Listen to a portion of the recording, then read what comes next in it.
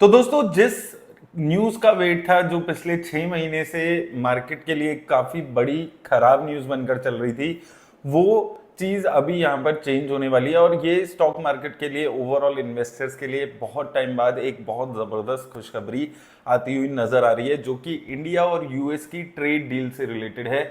Reports के मुताबिक India और यूएस के जो डील है, ट्रेड डील, वो अब फाइनल होने वाली है। और वो जो 50% के टैरिफ थे, वो टैरिफ कम हो सकते हैं। अभी हम देखेंगे पिछले 2-3 दिन से इंडियन पीएम एंड वहां के जो प्रेसिडेंट है, यूएस की प्रेसिडेंट, इनके आपस में कुछ वो भी डिस्कशंस भी हुई हैं, जहां पर ट्रंप ने बोला है कि इंडिया से उनकी बात हुई है और India will cut down on Russian oil, और उससे हमारी जो ट्रेड डील है वो भी हो जाएगी। अब रिपोर्ट्स के हिसाब से ये चीज पे इंडियन मीडिया भी एग्री कर रही है, और ये एस्टिमेट लगाया जा रहा है कि जो टैरिफ्स थे 50% के, वो कट करके 15 से 16% के कर दिए जाएंगे, जो कि नॉर्मली बाकी भी सारी कंट्रीज के साथ हैं। तो इंडिया का जो टैरिफ वाला खतरा है, वो अभी ऐसे रिपोर्ट्स आ रही हैं। देखिए, अभी एक्चुअल में न्यूज नहीं आई है, एक्चुअल न्यूज आएगी तो हो सकता है और भी जबरदस्त यहाँ पर तेजी देखने को मिले।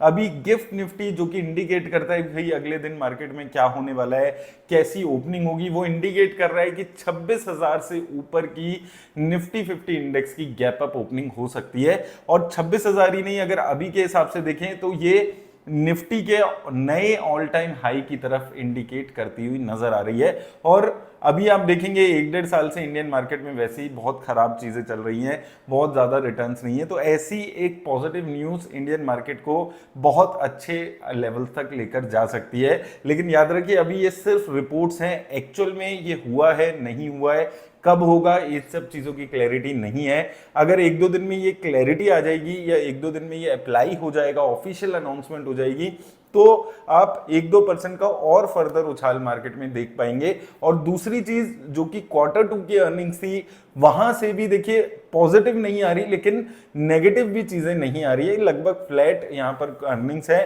लेकिन ओवरऑल जो अर्निंग्स की ग्रोथ है वो लगातार बराबर यहां पर देखने को मिल रही है। तो दो चीजों के बारे में जो हमने एक हफ्ते पहले बात की थी, पहली चीज Q2 की अर्निंग, वहां से कुछ खराब न्यूज नहीं आ रही है, फ्लैट है। लेकिन जो इंडिया की बड़ी कंपनीज हैं, रिलायंस हो गया, एचडीएफसी बैंक है, ऐसी कंपनीज के, इवन इन्फोसिस, इन कंपनीज के रिजल्ट एक्सपेक्टेशन से अच्छे नजर आए हैं। तो ये एक पॉजिटिव न्यूज मार्केट के लिए है। और उससे बड़ी न्यूज यूएस से रिलेशन अच्छे होने की बात है। देखिए, सिर्फ 50% टैरिफ लगने की बात नहीं है, ये अगर यूएस से टैरिफ 50% से कट होकर 15-16% पे आते हैं, तो ये एक ट्रेड रिलेशन फिर से बेटर हो रहे हैं, इसका भी इंडिकेशन देता है, जो ओवरऑल इंडियन मार्केट के लिए काफी पॉजिटिव बात है। और जब इंडिया और यूएस के ट्रेड रिलेशन बेटर होंगे, तो आप देखेंगे फॉरेन इंस्टीट्यूशंस भी आ पाएंगे मार्केट में, फिर वो भी शायद पैसा इंडिया की मार्केट में लगा पाए।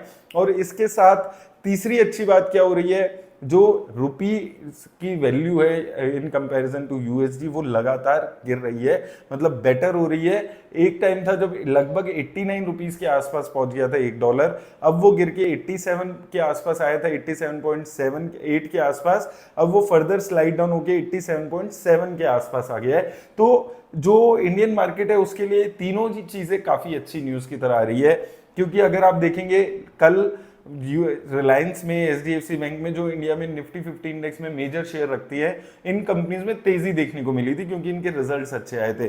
तो इसलिए ओवरऑल निफ्टी 50 इंडेक्स को तेजी देखने को मिली। अब फर्दर यहां से और फर्दर तेजी देखने को मिलेगी, अगर इसके साथ ऐड हो जाएगा पॉजिटिव मैक्रो एनवायरनमेंट, जिसमें सबसे बड़ी न्यूज है कि यूएस के साथ इंडिया के रिलेशन अच्छे हो रहे हैं। तो लेट्स सी कल कैसी मार्केट में यहां पर सिचुएशन रहती है। जैसे हम पहले भी बात कर रहे थे कि आपको क्या करना है, आपको पेशेंस रखने हैं। मैं बार बार एक ही चीज बोल रहा हूं कि मार्केट से निकलकर नहीं भागना है। हो सकता है आप अपना फर्दर इन्वेस्टमेंट का डिसीजन डिले कर दो, लेकिन जो पैसा लगा हुआ है उस पर वेट एंड वॉच करना है। और यही जरूरी चीज है, जब जब मार्केट में 1000-1500 पॉइंट की गिरावट आए, इन्वेस्ट करिए, नहीं आए तो जो पैसा ऑलरेडी इन्वेस्टेड है उस पे हायर रिटर्न्स की यहां पर वेट करिए, और अपना ओवरऑल पोर्टफोलियो आपको लेकर चलना है। कल परसों लोग बोल रहे थे गोल्ड में इन्वेस्ट करना है, सिल्वर में इन्वेस्ट करना है, लेकिन एक सर्टेन परसेंटेज। ऐसा नहीं है कि गोल्ड एक साल में 50% भाग गया तो आपको सारा पैसा वहां पर लगा देना है, या सिल्वर भाग गया है तो वहां पर सारा पैसा लगा देंगे।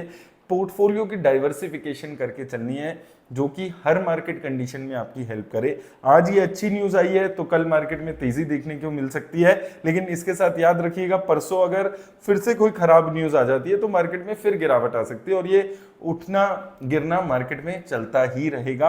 आपको अपने पोर्टफोलियो के बारे में सोचना है कि आप अपने पोर्टफोलियो को कैसे एक वेल बैलेंस्ड पोर्टफोलियो बनाकर चल सकते हैं, और ऐसा पोर्टफोलियो जो हर मार्केट कंडीशन में आपको रात को चैन की नींद दे सके। उम्मीद करता हूं आपको हेल्प मिलेगी इस वीडियो से।